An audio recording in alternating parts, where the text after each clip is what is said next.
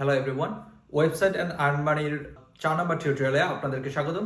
আজকের ভিডিও টিউটোরিয়ালটিতে আমরা দেখব কিভাবে একটি ওয়েবসাইটে বা একটি ওয়ার্ডপ্রেস ওয়েবসাইটে কিভাবে আপনারা থিম ইনস্টল করবেন, একটা ওয়েবসাইটের প্রপার লেআউট দেবেন। সো দেরি না করে আমরা চলে যাচ্ছি আমাদের ডিসপ্লেতে। সো এট ফার্স্ট আমাদেরকে যেতে হবে যে ওয়েবসাইটটিতে আপনারা যে ওয়েবসাইটটি বাই করেছেন এবং যে ওয়েবসাইটটিকে আপনারা সিপ্যানেলের সাথে কানেক্ট করিয়েছিলেন সেই ওয়েবসাইটটিতে চলে যাবেন এবং সেই ওয়েবসাইটটিতে যাওয়ার পর আপনারা WP অ্যাডমিনে চলে যাবেন। আপনারা ওয়েবসাইট নেম /WP অ্যাডমিন এবং আপনাদের ওয়েবসাইটটিতে লগ ইন করে নেবেন। লগ ইন করার পর আপনাদের সামনে ঠিক এরকম একটি ড্যাশবোর্ড শো করবে। ওই ড্যাশবোর্ডটি আসলে আপনারা এখান থেকে চলে যাবেন অ্যাপিয়ারেন্স থেকে আপনারা চলে যাবেন থিমে। সো থিমে আসার পর আপনাদের সামনে ইনিশিয়াল একটা টেমপ্লেট বা ইনিশিয়াল একটি থিম শো করবে যেটির নাম হচ্ছে 2025। সো এই 2025 এই থিমটির উপর আমরা কাজ করব না, আমরা খুবই একটি লাইটওয়েট থিমের উপরে কাজ করব যেটির উপরে আমরা মনিটাইজেশন দিব। সো মনিটাইজেশনের জন্য আপনার একটা লাইটওয়েট থিম খুবই জরুরি এবং আপনাদের ওয়েবসাইটটিকে গুগলে বা অন্যান্য সার্চ ইঞ্জিনগুলোতে র্যাঙ্কিং করানোর জন্য একটি লাইটওয়েট থিমের ইসেনশিয়াল।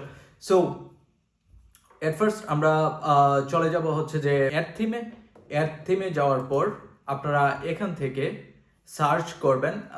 এখানে কিন্তু অটোমেটিক আমরা দেখতে পাচ্ছি অলরেডি এখানে আছে অ্যাস্ট্রা থিম।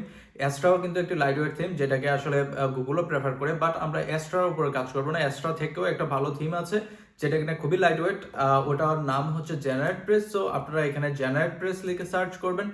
জেনারেট প্রেস লিখে সার্চ করলে জেনারেট প্রেস থিমটি চলে আসবে। সো এখান থেকে থিমটিকে ইনস্টল করে দিবেন। আপনি যদি আপনার টার্গেট যদি থাকে আপনি ওয়েবসাইট দিয়ে মনিটাইজেশন করবেন, অ্যাফিলিয়েট মার্কেটিং এর থ্রুতে বা গুগল অ্যাডভার্টাইজমেন্ট বা অন্যান্য কোনো প্ল্যাটফর্ম থেকে অ্যাডভার্টাইজমেন্ট বাই করে আপনি আপনার ওয়েবসাইটে রান করতে চান। সো সেই ক্ষেত্রে আপনার লাইটওয়েট থিমটি বা অ্যাস্ট্রা এবং জেনারেট প্রেস থিমটি খুবই অপরিহার্য।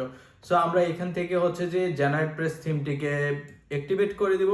অ্যাক্টিভেট করে দিলে আমাদের জেনারেট প্রেস থিমটি কিন্তু অ্যাক্টিভেট হয়ে গেছে এবং আমরা আমাদের ওয়েবসাইটটিকে এরকম ভাবে দেখতে পাচ্ছি। আমাদের ওয়েবসাইটে বর্তমানে লেআউটটা আছে এরকম। সো ওয়েবসাইটে বেসিক্যালি আমাদের অনেক কাজ করতে হবে ডিজাইনের জন্য। আপনি যদি এখানে যদি যে কালার একটু চেঞ্জ করতে চান তাহলে কাস্টমাইজেশন নিয়ে আমি আলাদা করে একটা ভিডিও তৈরি করব। সো আমি আজকে কাস্টমাইজেশন নিয়ে ভিডিও করব না, আজকে আমি দেখাচ্ছি যে আপনারা কিভাবে একটি থিম ইনস্টল করবেন এবং থিমটিকে চেঞ্জ করবেন। সো থিমটি ইনস্টল করার জন্য আপনারা অলরেডি বুঝতে পেরে গেছেন যে কিভাবে একটি থিম ইনস্টল করা হয় বা করা যায়। সো এখান থেকে আপনারা ইনিশিয়ালি আমরা যখন কাজ শুরু করব, আমরা ইনিশিয়ালি যে রিসেন্ট পোস্টটা রেখে আর্কাইভ পোস্টগুলো এবং যে রিসেন্ট কমেন্টগুলো ডিলিট করে দেবো এবং কিছু বেসিক চেঞ্জেস করবো। এখানে আমরা প্রপার কাস্টমাইজেশন যদি আপনারা চান আপনারা কমেন্ট করুন যে প্রপার কাস্টমাইজেশন চান, কালার চেঞ্জ এটা সেটা নিয়ে সবকিছু নিয়ে আমি ভিডিও টিউটোরিয়াল দেবো। বাট আমি চাইবো যে ওয়েবসাইটে যেরকম আছে একটা বেসিক ওয়েবসাইটের উপরে রাখার জন্য।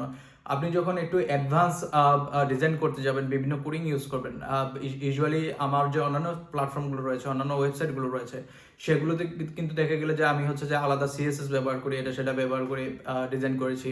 But after getting some monetization approval, so monetization approval পাওয়ার পর যে আমি যে ওই ডিজাইনগুলো করেছি। বাট এর আগে আপনি যদি যে একটা ইনিশিয়াল বা একটা ডিজাইনের মধ্যে রাখেন, একটা নর্মাল ডিজাইনের মধ্যে রাখেন, তাহলে আপনার ওয়েবসাইটটি যে খুব বেশি একটা প্রায়োরিটিতে থাকে যে আপনি মনিটাইজেশনের জন্য অ্যাপ্রুভাল পাবেন।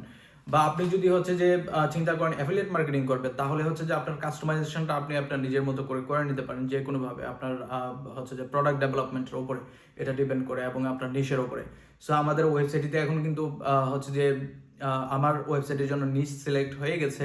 সো আপনাদের ওয়েবসাইটের জন্য আপনারা যদি নিশ কোনো একটা প্রেফার করে থাকেন বা নিশ নিয়ে আপনারা কাজ করেন একটা সিলেক্টেড নিশ নিয়ে, সো সেটা যে খুবই ম্যান্ডেটরি এবং আপনারা নিশটাকে অবশ্যই প্রেফার করার পর তারপর গিয়ে আপনারা ওয়েবসাইটটা বাই করবেন ওই নিশ অনুসারে।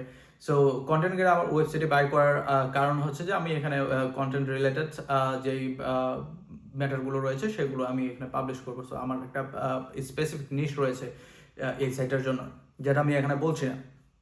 সো নিশ আপনারা সিলেক্ট করার পর তারপর ওয়েবসাইট বাই করবেন। দেন যে আপনারা ওই নিশ রিলেটেড কাজ শুরু করবেন। নিশ যদি আপনারা সিলেকশনে ভুল করেন তাহলে কিন্তু আপনার ওয়েবসাইটে আসলে কাজ করে কোনো লাভ হবে না, সেটা র্যাঙ্কিং করাতে আপনার অনেক টাইম লাগবে। সো নিশ সিলেকশন নিয়ে আমি আপনারা যদি চান আমি একটা ভিডিও তৈরি করব বা আমি নিশ কীভাবে সিলেক্ট করতে হয় সেটি নিয়েও একটা আলাদা করে ভিডিও তৈরি করে দিব। সো আমরা এখানে ডিসপ্লেতে দেখতে পাচ্ছি কন্টেন্ট গেট ওয়েবসাইটটিতে আমরা হচ্ছে যে প্রবেশ করেছি এবং অ্যাপিয়ারেন্স থিমে আবারও চলে গেলাম। এইখান থেকে আপনারা যেই এডিশনাল যে থিমটি রয়েছে, এডিশনাল থিমটি লাইক T25 থিমটিকে এখান থেকে ডিলিট করে দেবেন। এখানে যদি আপনারা থিমটা ইনস্টল করে রাখেন, আপনাদের ওয়েবসাইটটা স্লো হয়ে যাবে। সো ওয়েবসাইটটা যতটুকু আপনারা হালকা রাখতে পারেন, তো ভারী কাজ করবেন ওয়েবসাইট তত ভারী হবে, লোডিং টাইম তত বাড়বে। যদি লোডিং টাইম বাড়ে তবে হচ্ছে যে আপনি গুগল থেকে র্যাঙ্কিং তত ডাউনে যাবেন। সো আমরা একটা ওয়েবসাইট আসলে ডিজাইন ডেভেলপ করি সেটাকে হায়ার র্যাঙ্কিং পাওয়ার জন্য এবং ট্রাফিক পাওয়ার জন্য, আমরা যেন ভবিষ্যতে যেন ওই ট্রাফিকটাকে যেন মনিটাইজ করে যেন আর্ন করতে পারি সেই জন্য। সো আপনাদের যদি কোনো সেলস টার্গেট থাকে তাহলে আপনারা ওইটা করতে পারেন। ই কমার্স প্ল্যাটফর্ম তৈরি করে থাকলে আপনারা ওইটাও করতে পারেন, ওইটা একটা ডিফারেন্ট ম্যাটার। বাট আমি হচ্ছে যে স্পেসিফিক মনিটাইজেশন লাইক আপনার অ্যাডভার্টাইজমেন্ট অ্যান্ড অ্যাফিলিয়েট মার্কেটিং, ওই দুইটা নিয়ে আমি আলোচনা করছি এবং ওই দুইটাই আমি আপনাদেরকে দেখাবো। সো আমরা দেখলাম যে আসলে কিভাবে একটা থিম ইনস্টল করা যায়। আপনি থিম চেঞ্জ করতে চান তাহলে কিভাবে চেঞ্জ করবেন। সাপোজ আমি এখান থেকে হচ্ছে যে এয়ার থিমে আবার চলে যাব। এয়ার থিমে যাওয়ার পর এখান থেকে ধরুন যে আমি এখন হচ্ছে এক্সট্রা হচ্ছে যে আমি এখানে অ্যাক্টিভেট করব। সো এখানে ইনস্টলেশনে ক্লিক করবেন। ইনস্টলেশনে ক্লিক করলে আপনাদের থিমটা ইনস্টল হয়ে যাবে। অ্যাক্টিভেটে ক্লিক করবেন, অ্যাক্টিভেট হয়ে যাবে। সো এখন আমাদের দেখুন যে দুইটা থিম আছে। দুইটা থিমের মধ্যে হচ্ছে যে জেনারেট প্রেসটা এখানে আপনি এডিশনাল রাখতে পারেন। জেনারেট প্রেসটা এত ভারী কোনো ওয়েবসাইট না, ভারী কোনো থিম না। এবং হচ্ছে যে আপনাদের এক্সট্রাও কিন্তু ভারী একটা থিম না। আপনারা যদি প্রো ভার্সন নিয়ে কাজ করতে চান তাহলে আপনারা অনেক প্রকারের সুবিধা আসলে পেয়ে যাবেন। সাপোজ হচ্ছে যে আপনি কাস্টম ডিজাইনের উপরে আপনি বিভিন্ন প্রকার থিম পাবেন। জেনারেট প্রেসের ভিতরেও আপনার একটা ডিজাইন পাবেন, প্রচুর ডিজাইন ওইখানে দেওয়া আছে জেনারেট প্রেস প্রিমিয়ামে। সো আপনারা যদি প্রিমিয়ামটা ব্যবহার করেন তাহলে আপনারা ওইখানে ডিজাইনগুলো পেয়ে যাবেন এবং হচ্ছে যে আপনাদের নিজের মন মতো করে ডিজাইন করতে পারবেন। ফোটার হেডারে, তারপর হচ্ছে সাইড বার, এগুলো সব কিছু আপনি নিজের মতো করে করতে পারবেন। সো আমি হচ্ছে যে যেহেতু আমরা বেসিক স্টার্ট করেছি, অনেকেরই আমাদের মানি ক্রাইসিস আছে। সো একটা আপনি বেসিকটা নিয়ে কাজ করেন, আপনি ফ্রি ভার্সনটা নিয়ে কাজ করেন। এত লাইক পেডে যাওয়ার প্রয়োজন নেই। আপনি যখন মনিটাইজেশন পাবেন, যখন আপনার আর্নিং শুরু হবে, আপনার আর্ন আসতে থাকবে, তখন আপনি হচ্ছে যে পেড ভার্সনে মুভ করলে বেটার। সো আমরা হচ্ছে যে এখন হচ্ছে যে আমাদের জেনারেট প্রেস এক্সট্রা থিমটা অ্যাক্টিভেট আছে। আমরা দেখবো যে এক্সট্রা থিমটা আসলে কিরকম। সো এক্সট্রা থিমের লেআউটটা হচ্ছে এরকম।